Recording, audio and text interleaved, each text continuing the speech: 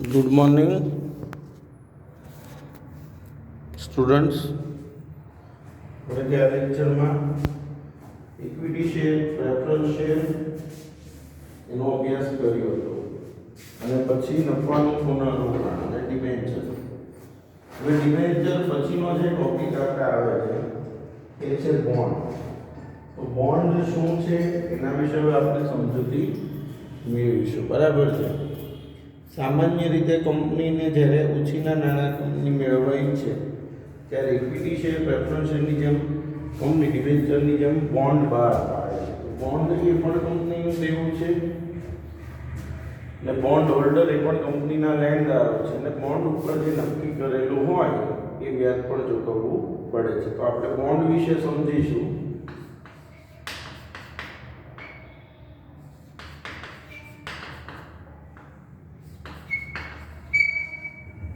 તો બોન્ડ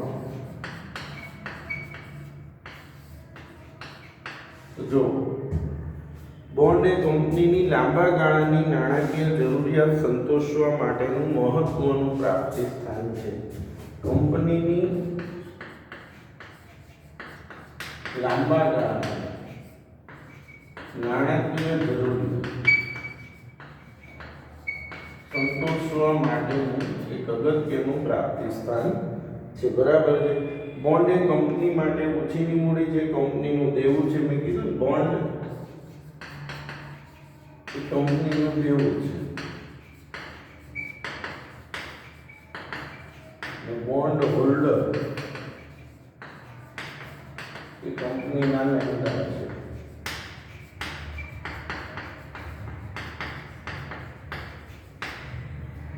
લેણદાર છે. તેઓએ નિશ્ચિત દરે અને સમયે વ્યાજ ચૂકવવામાં આવે છે. તેઓને નિશ્ચિત દરે અને સમયે વ્યાજ ચૂકવવામાં આવે છે.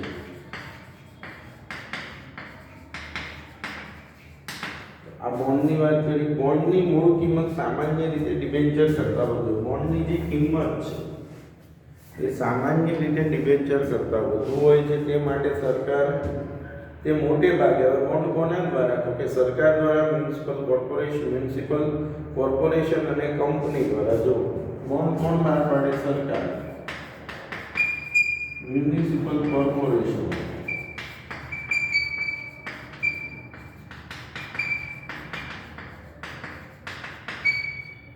અને કંપની દ્વારા બહાર પાડવામાં આવે છે. સરકાર બહાર પાડે એને કહેવાય ગવર્નમેન્ટ બોન્ડ.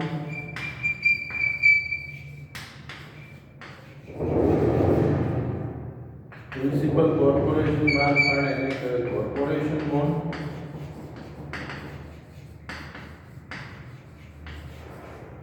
અને કંપની બહાર પાડે એને કહેવાય કોર્પોરેટ બોન્ડ. તો કોના દ્વારા બોન્ડ? તો કે સરકાર દ્વારા, મ્યુનિસિપલ કોર્પોરેશન અને કંપની દ્વારા બહાર પાડવામાં આવે છે. બોન્ડ જે નામથી બહાર પાડવામાં આવ્યા હોય તે નામથી ઓળખાય. દાખલા તરીકે સરદાર સરોવર બોન્ડ. બોન્ડ ચોક્કસ મુદ્દત માટેના હોય છે. સરકાર કે કંપનીઓને મોટી યોજનાઓ હાથ ધરવી હોય, જ્યારે કોઈ મોટી યોજના હાથ ધરે, જેમ કે આ સરદાર સરોવર બોન્ડ છે, નર્મદા બોન્ડ છે, તો જ્યારે અવડી મોટો એક ડેમ બનાવવાનો હોય ત્યારે આવા સંજોગોમાં આવા બોન્ડ બહાર પાડવામાં આવે છે. બરાબર છે. સરકાર કે કંપનીઓને મોટી યોજનાઓ હાથ ધરવી હોય ત્યારે મોટી રકમની લાંબા ગાળાની જરૂરિયાત સંતોષવા માટે બોન્ડ વધુ અનુકૂળ હોય છે. બોન્ડ પછી આવે છે જાહેર થાપણ.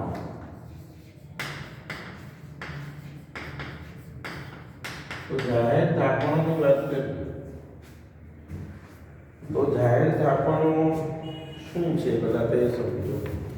તો કંપનીને જ્યારે વધુ નાણાંની જરૂર પડે ત્યારે કંપની છે એ ટૂંકા ગાળા માટે કાર્યશીલ મૂડીની જરૂરિયાત સંતોષવા, જે રોજબરોજના ખર્ચા કરવા માટે જે મૂડી હોય એને કઈ મૂડી કહેવાય? કાર્યશીલ. તો કંપની પોતાની જે કાર્યશીલ મૂડી છે એની જરૂરિયાત સંતોષવા માટે શું બહાર પાડે છે? જાહેર થાપણો બહાર પાડે, પબ્લિક ડિપોઝિટ્સ. બરાબર છે. અને જાહેર થાપણો જે છે એની મુદ્દત નિશ્ચિત હોય છે. એ નિશ્ચિત મુદ્દત પૂરી થાય એટલે એના નાણાં પરત કરવાના હોય છે, બરાબર છે. સામાન્ય રીતે જે કંપનીની પ્રતિષ્ઠા સારી હોય, બજારમાં રેપ્યુટેશન સારી હોય, એવી કંપનીઓને જાહેર થાપણો દ્વારા સરળતાથી નાણાં મળી રહે છે. તો જો જાહેર થાપણો કંપની પોતાની ટૂંકા ગાળાની કાર્યશીલ મૂડીની જરૂરિયાત સંતોષવા માટે ટૂંકા ગાળાની કાર્યશીલ મૂડીની જરૂરિયાત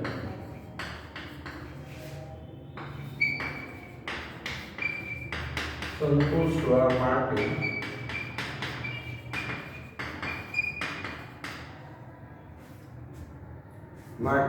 જાહેર જનતા પાસેથી થાપણો સ્વીકારે છે, તેને જાહેર થાપણો કહેવાય છે. કંપની પોતાની ટૂંકા ગાળાની કાર્યશીલ મૂડીની જરૂરિયાત સંતોષવા માટે જાહેર જનતા પાસેથી થાપણો સ્વીકારે છે, તેને જાહેર થાપણો કહે છે.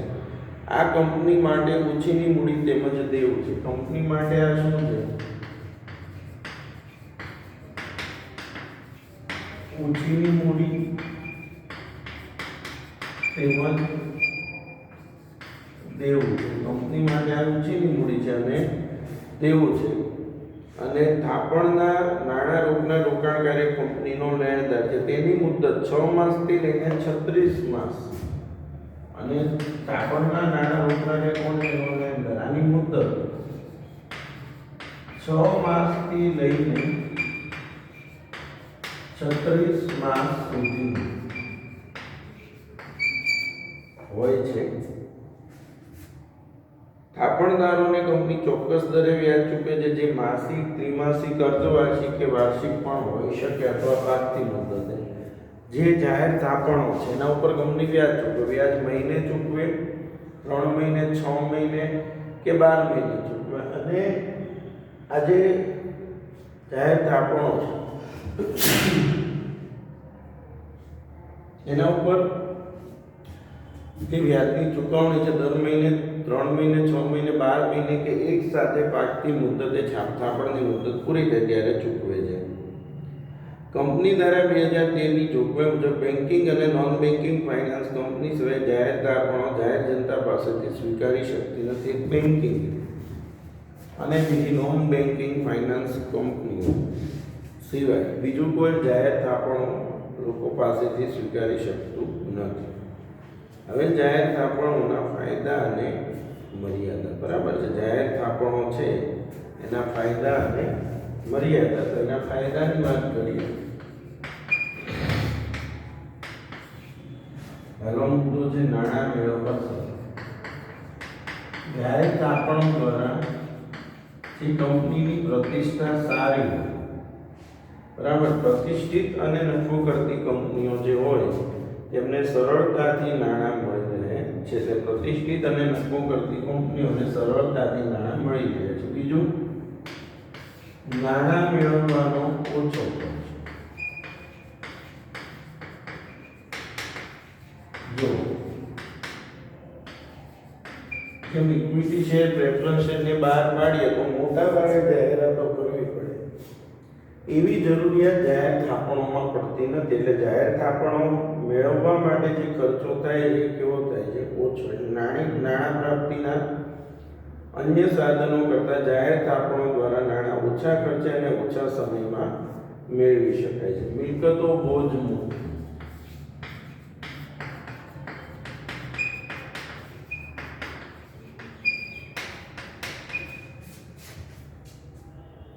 જાહેર થાપણો દ્વારા નાણાં મેળવતી વખતે કંપની મિલકતો ગીરવે મૂકવી પડતી નથી, બરાબર. એટલે મિલકતો કોઈ ગીરવે નથી મૂકવી પડતી.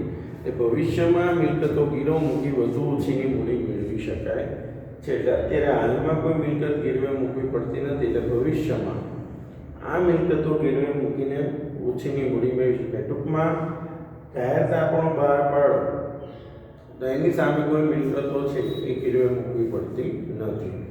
વ્યાજ એ ખર્ચ છે, આ એક બહુ અગત્યની બાબત છે. જાહેર થાપણો ઉપર આપણે જે વ્યાજ ચૂકવીએ છીએ એ ખર્ચ છે, અને ખર્ચ હોવાથી કંપનીને એટલા રૂપિયા ટેક્સમાંથી બાદ મળે છે. એટલે તમે સમજો, કંપનીએ 25 કરોડનું વ્યાજ ચૂકવેલું હોય તો એ 25 કરોડનો ટેક્સ એટલો ઓછો ભરવો પડે. પડે. ધારો કે કંપનીએ 40 કરોડનો ટેક્સ ભરવાનો છે, પણ કંપનીએ જાહેર થાપણો ઉપર 25 કરોડનું વ્યાજ ચૂકવેલું, તો એ વ્યાજ બાદ થઈ જાય, તો હવે કંપનીએ 15 કરોડ જ ટેક્સ ભરવાનો. એટલે આમાં શું થશે, અલ્ટિમેટલી કંપનીને જે રૂપિયા મળે છે એ જેને કહેવાય ને કે મફતમાં વાપરવા મળે છે, કારણ કે એના ઉપર વ્યાજ ચૂકવે છે તો એના ટેક્સમાંથી બાદ થઈ જાય. એટલે જેટલો ટેક્સ ભરવાનો જેટલો ટેક્સ ઓછો થઈ જાય. અલ્ટિમેટલી કંપનીને મફતમાં આ રૂપિયા વાપરવા મળે છે. એટલે જાહેર થાપણો પર ચૂકવવું પડતું વ્યાજ એ કંપની માટે ખર્ચ છે, તેથી આવકવેરામાંથી ખર્ચ તરીકે બાદ મળે, તેથી કંપનીએ કરવેરો ઓછો કરવો પડે છે. અને પાંચમું, કાર્યશીલ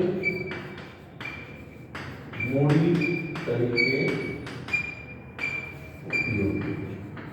જાહેર થાપણો જે છે એ ટૂંકા ગાળાની નાણાકીય જરૂરિયાત સંતોષવા માટે જાહેર થાપણો દ્વારા નાણાં મેળવી કાર્યશીલ મૂડીની જરૂરિયાત સંતોષી શકે છે. બરાબર છે, કાર્યશીલ મૂડી તરીકેનો ઉપયોગ થાય છે.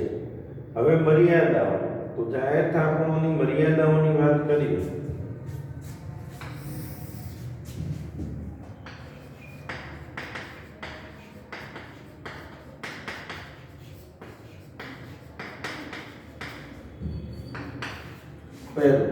અનિશ્ચિતતા.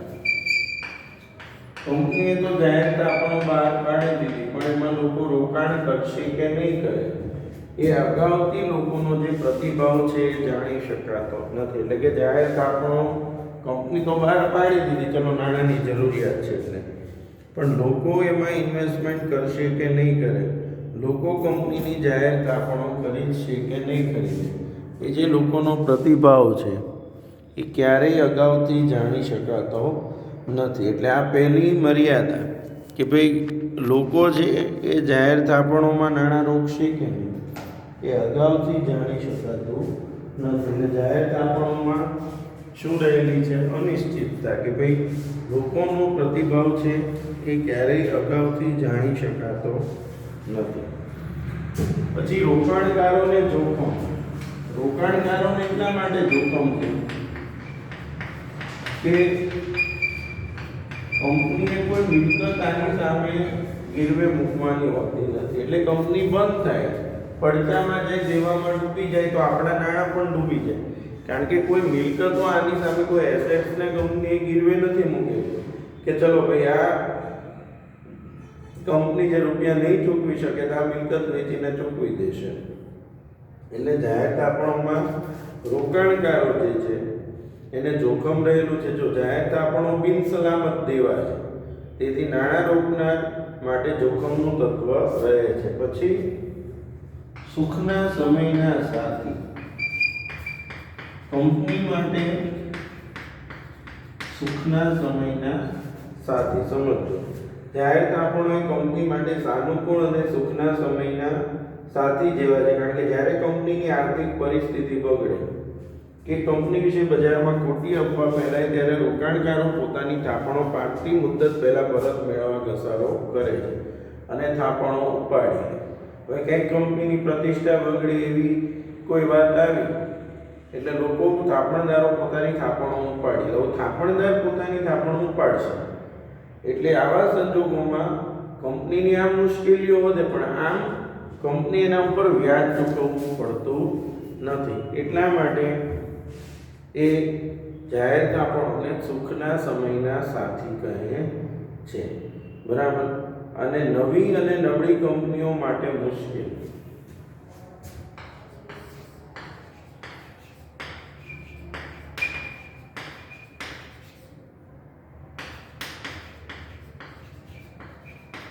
નવી કંપનીઓ કોઈ સ્થપાતી હોય તો એના દ્વારા જાહેર થાપણો બહાર પાડવી શક્ય નથી, મુશ્કેલ છે. તો નવી અને આર્થિક રીતે નબળી કંપનીઓમાં રોકાણકારોને શરૂઆતમાં વિશ્વાસ હોતો નથી, કારણ કે કોઈ કંપની બજારમાં નવી આવે તો લોકોને પણ વિશ્વાસ ન હોય, ને વિશ્વાસ ન હોય એટલે લોકો આવી નવી કંપનીની જે જાહેર થાપણો છે એમાં રોકાણ કરવા તૈયાર થતા નથી. બરાબર છે. રોકાણકારો શરૂઆતમાં વિશ્વાસ હોતો નથી, માટે રોકાણકારો આવી કંપનીમાં આપણો મૂકી જોખમ ઉઠાવવા તૈયાર થતા નથી. હવે આવે છે નાણાકીય સંસ્થાઓ દ્વારા લોન. ફાઇનાન્શિયલ ઇન્સ્ટિટ્યુશન્સ છે. બોન્ડની વાત કરી, જાહેર થાપણોની વાત કરી. હવે નાણાકીય સંસ્થાઓ.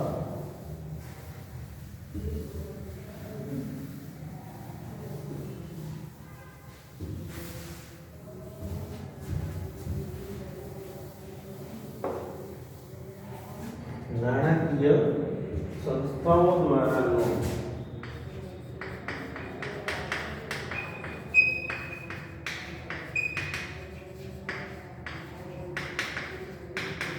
કંપનીને જ્યારે નાણાંની જરૂરિયાત ઊભી થાય ત્યારે વધારાના નાણાં મેળવવા માટે નાણાકીય સંસ્થાઓ છે એ પણ લાંબા ગાળાની અને ટૂંકા ગાળાની લોન પૂરી પાડે છે. ખાસ કરીને લાંબા ગાળાની જે જરૂરિયાત છે એ સંતોષવા માટે આ નાણાકીય સંસ્થાઓ ખૂબ જ ઉપયોગી થાય છે. તો જો સમજીએ છીએ, વિજ્ઞાન અને તકનીકી ક્ષેત્રે પરિવર્તનો થવાથી ઉદ્યોગ ધંધાનો વિકાસ થયો. તેથી તેમની લાંબા ગાળાની મૂડીની જરૂરિયાત પણ હતી. આજે વિજ્ઞાન ટેકનોલોજીનો વિકાસ થયો, પરિણામે ઉદ્યોગ ધંધાનો વિકાસ વધ્યો અને લાંબા ગાળાની મૂડીની જરૂરિયાત પણ હતી. વ્યક્તિગત રોકાણકારો અને વ્યાપારી બેંકો આ જરૂરિયાત પૂરી પાડી શકે નહીં. વ્યક્તિગત રોકાણકાર કે વેપારી બેંકો આજે કંપનીની મોટા પાયે મૂડીની જરૂરિયાત છે એ પૂરી પાડી શકતા નથી. તેથી લાંબા ગાળાની મૂડીની જરૂરિયાતોને પહોંચી વળવા દેશમાં વિશિષ્ટ નાણાકીય સંસ્થાઓની જરૂરિયાત ઊભી થઈ. એટલે જે લાંબા ગાળાની મૂડીની જરૂરિયાત છે એને સંતોષવા માટે વિશિષ્ટ નાણાકીય સંસ્થાઓની જરૂરિયાત ઊભી થઈ. ભારતમાં આઝાદી પછી પંચવર્ષીય યોજનાઓ શરૂ થતા. હવે આપણા દેશમાં આઝાદી પછી જે પંચવર્ષીય યોજનાઓ શરૂ થઈને એમાં ઔદ્યોગિક વિકાસ પર ભાર મુકાયો. ઔદ્યોગિક વિકાસ પર ભાર મુકાયો, પરિણામે ઉદ્યોગોને પણ મોટા પાયા પર નાણાંની જરૂરિયાત ઉદ્ભવી. બરાબર છે. જાહેર ક્ષેત્ર તથા ખાનગી ક્ષેત્રે ઊભા થતા ઉદ્યોગોને લાંબા ગાળાની મૂડી મળે તે હેતુથી ભારત સરકાર દ્વારા નાણાકીય સંસ્થાઓની સ્થાપના કરવામાં આવી. સાથે સાથે નાના અને મધ્યમ કદના એકમોને નાણાકીય સહાય મળે તે ઉદ્દેશથી રાજ્ય દ્વારા નાણાં નિગમોની પણ સ્થાપના કરવામાં આવી. જો ઔદ્યોગિક વિકાસ થયો, આધુનિક ટેકનોલોજી આવી, પછી જે નાણાંની જરૂરિયાત ઉદ્ભવી, આ મૂડીની જરૂરિયાત સંતોષવા માટે નાણાકીય સંસ્થાઓ અસ્તિત્વમાં આવી છે. બરાબર. લાંબા ગાળાની ઊંચીની મૂડી પૂરી પાડનાર કેટલીક મુખ્ય નાણાકીય સંસ્થાઓ. કંપનીઓને જે નાણાંની જરૂર પડે ત્યારે લાંબા ગાળાની ઊંચીની મૂડી પૂરી પાડનાર નાણાકીય સંસ્થાઓના નામ નીચે મુજબ છે.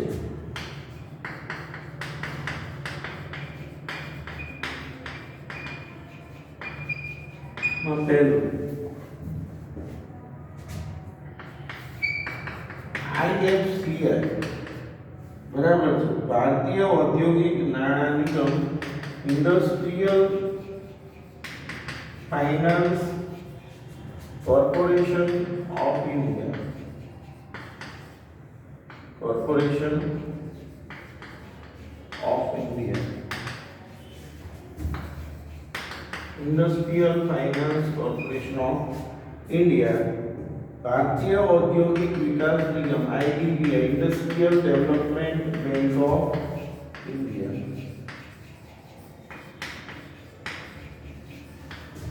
Industrial development bank of India. પછી ICICI, industrial credit and investment corporation of India, Industrial Credit and Investment Corporation of India. ત્યાર પછી ગુજરાત રાજ્ય નાણાકીય નિગમ GSFC, Gujarat state finance corporation અને GIIC, Gujarat industrial investment corporation. જો GSFC એટલે Gujarat state finance corporation, GIIC એટલે Gujarat industrial investment corporation. એટલે આ બધી નાણાકીય સંસ્થાઓ છે કે જે ઓછીની મૂડી છે લાંબા ગાળા માટે કંપનીઓને આપે છે, બરાબર છે. હવે આ નાણાકીય સંસ્થાઓના કાર્યો અને માલિકીના ભંડોળ અને ઓછીના ભંડોળ જે છે એનો તફાવત તે આપણે આવતા લેક્ચરમાં ભણીશું, બરાબર છે. Thank you.